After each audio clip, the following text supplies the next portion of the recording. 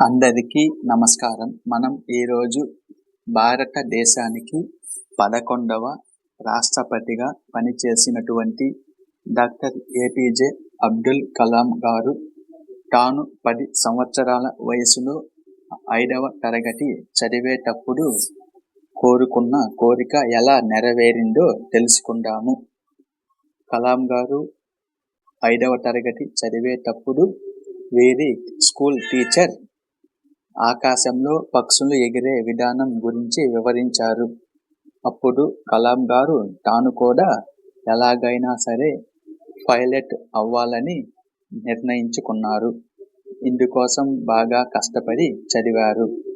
Intermediate పూర్తి అయిన తరువాత మద్రాసులోని NITలో ఏరోనాటికల్ ఇంజనీరింగ్ వీరి అక్క చేసిన ఆర్థిక సహాయం వల్ల పూర్తి చేయగలిగారు. తరువాత ఎయిర్ ఫోర్స్ స్టేషన్లో పైలట్ టెస్టుల కోసం వెళ్ళగా మొత్తం 10 మందిని సెలెక్ట్ చేశారు.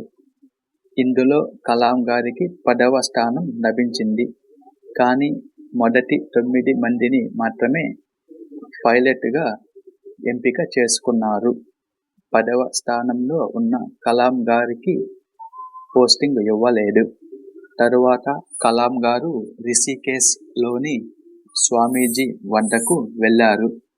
ఆ స్వామీజీకి జరిగిన విషయం మొత్తం వివరించారు.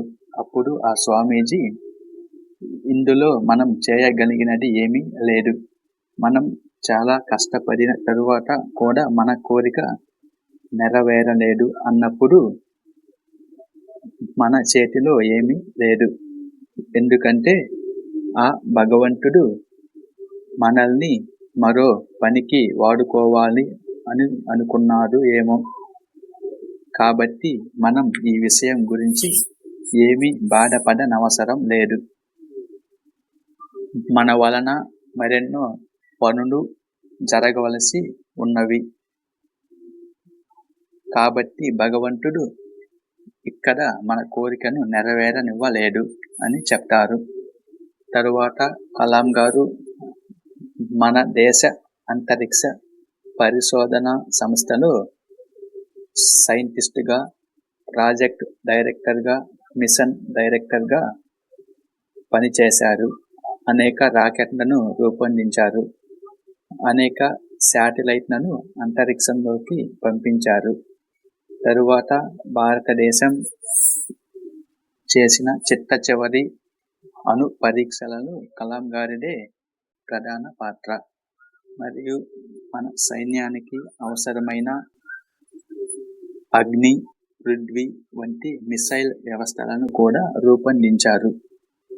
చివరికి 2002 నుంచి 2007వ సంవత్సరం వరకు మన దేశానికి 11వ రాష్ట్రపతిగా పనిచేశారు. ఇక రాష్ట్రపతి అంటే దేశంలోనే అత్యున్నత పదవి. రాష్ట్రపతి సుప్రీం కమాండర్గా ఉంటారు. అంటే ఆర్మీ, నేవీ, ఎయిర్ ఫోర్స్కి కూడా సుప్రీం కమాండర్గా ఉంటారు. అప్పుడు 10 సంవత్సరాల వయసులో తాను కోరుకున్న కోరిక ఎయిర్ ఫోర్స్ స్టేషన్లో 10వ స్థానంలో ఉన్నప్పుడు నెరవేరని తన కోరికను ఎయిర్ ఫోర్స్ స్టాఫ్ చీఫ్తో చెప్పి వారి దగ్గర 6 నెలల పాటు పైలట్ శిక్షణ తీసుకొని చివరకు సుఖోయ్ 30 యుద్ధ విమానాన్ని నడిపి 11వ భారత రాష్ట్రపతిగా ఉన్నప్పుడు 10 సంవత్సరాల వయసులో తాను కోరుకున్న కోరికను నెరవేర్చుకున్నారు. ఇది పైలట్ అవ్వాలి అనుకున్న తన కోరికను కలాం గారు నెరవేర్చుకున్న విధానం. కాబట్టి మనం ఏదైనా ఒక కోరిక కోరుకున్నప్పుడు అది ఒక దశలో నెరవేరలేదు అంటే దాని గురించి మనం బాధపడవలసిన అవసరం లేదు. తరువాత మన వలన మరెన్నో పనులు జరుగుతాయి. ఒకవేళ కలాం గారు ఎయిర్ ఫోర్స్ స్టేషన్లోనే పైలట్గా ఎంపిక అయి ఉంటే మిగతా పనులు మొత్తం చేసి ఉండేవారు కారేమో.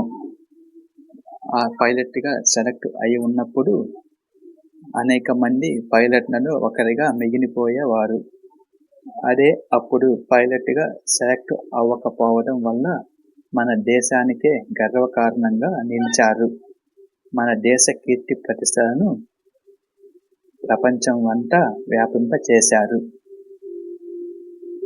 ఈ వీడియో విన్నందుకు మీకు చాలా ధన్యవాదాలు. ఈ వీడియో కనుక మీకు నచ్చినట్లయితే మా ఛానల్ ని సబ్స్క్రైబ్ చేయండి మరియు షేర్ చేయండి. మరో వీడియోతో మళ్ళీ కలుద్దాం.